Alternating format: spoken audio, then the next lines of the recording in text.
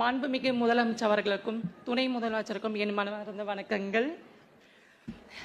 இந்த இருக்கிற எல்லாரோட ஆயிரக்கண்களும் பல வருஷம் லட்சியம், ஏக்கங்கள், கனவுகள். எங்களோட பல வருஷம் போராட்டத்துக்கு அப்புறம் இது கிடைச்ச ஒரு மாபெரும் வெற்றி. அதுக்காக முதலமைச்சருக்கு என்னோட மனமார்ந்த நன்றிகள். இந்த மாதிரி வீடுங்கள் நாங்கள் வாழ்க்கையில் பார்த்துருக்கவே முடியாது.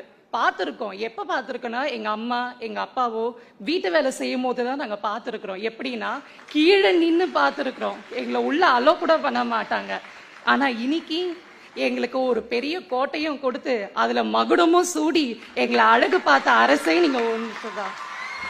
அது மட்டும் இல்லை, எங்களோட பெண்களுக்கு பாதுகாப்பே இல்லாத ஒரு இடம் தான் சாலை ஓர பாதுகாப்பு. எதுவுமே கிடையாது.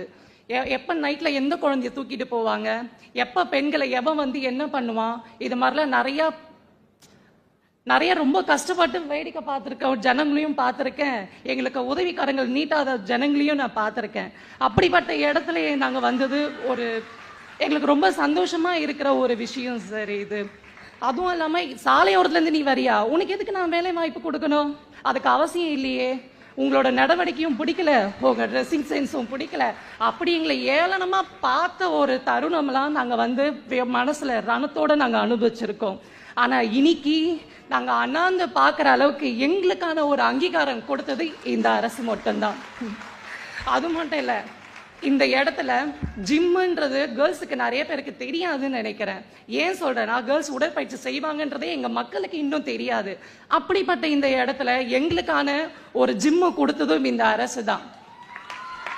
மழை காலத்துலயும் வெயில் காலத்துலயும் அங்க இங்க அலைஞ்சு ரொம்ப கஷ்டப்பட்டுட்டு இருந்தோம்.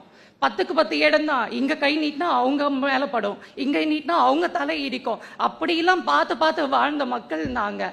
ஆனா இன்னைக்கு எங்களுக்கு ஒரு பேட்டை சீன பெருஞ்சுவர் மாதிரி கூட சொல்லலாம். அப்படி ஒரு கோட்டை, பலமான கோட்டை, அப்படி ஒரு கோட்டையை கொடுத்ததுக்கு ரொம்ப நன்றி சார். அது மட்டும் இல்லாமல் எங்கள் வயசானவங்களாம் ஹாஸ்பிட்டலுக்கு போகவே முடியாது. இங்கேருந்து ஒரு 1 கிலோமீட்டர், 1/2 கிலோமீட்டர் கூட நடக்கவே முடியாது எங்களால். அவங்கள கூட்டிகிட்டு போகணுமேன்னு சொல்லிட்டு ரொம்ப கஷ்டப்படுவோம். அவங்களுக்கும் கால் வலிக்கும்னு சொல்லிட்டு கிக்கிலேயே உக்காந்துருவாங்க. ஆனால் இங்கே எங்களுக்கு பக்கத்துலேயே, எங்கள் வீட்டு பக்கத்துலேயே ஹாஸ்பிட்டல் கட்டி கொடுத்துருக்கீங்க. மருத்துவ வசதி ரொம்ப நன்றி சார். அதுவும் இல்லாமல் மலிவான ரேஷன் கடை, இதெல்லாம் நாங்கள் வாழ்க்கையில் எதிர்பார்க்காத ஒரு விஷயம் சார். எங்கள் அம்மா அடிக்கடிக்க சொல்லுவாங்க, சின்னதாக ஒரு உண்டியில் காசு சேர்த்து வை, சின்ன வயசில் அதை சேர்த்து வச்சு ஒரு நல்ல வீடு வாங்கிக்கலான்னு.